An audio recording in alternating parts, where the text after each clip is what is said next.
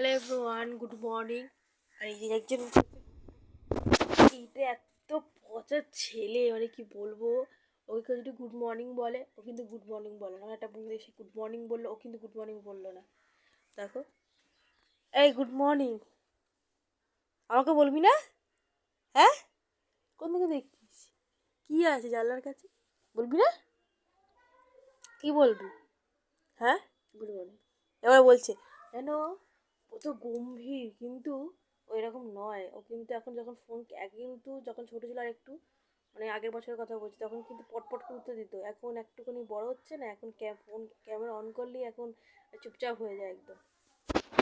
কি বল, ভালো করে বল, শুনতে পাইনি, কেউ শুনতে পাইনি। হ্যাঁ, গুড মর্নিং। Good morning.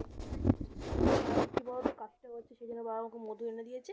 মধুটা খাওয়ালে কাজটা ছেড়ে যাবে। আমি এখনো কাজ কিছুই করি, বসে বসে গেজাচ্ছি। একটু পরে উঠবো, কারণ আজকে হচ্ছে সানডে। সানডে সবার ছুটির দিন, তো আমার কেন আমি আজকে আজকে ছুটি, কালকে থেকে আবার মানডে, কালকে থেকে পুরো স্যাটারডে অবধি স্কুল। আজকে ওরও ছুটি, সেই কারণে আমি একটু গেছি। একটু পরে উঠবো। কালকে পড়া অবশ্যই, মানডেতে পড়া আছে।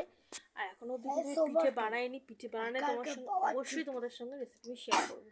ভিডিওটা ভালো লাগলে সাবস্ক্রাইব করে শেয়ার করে এভরিওয়ান।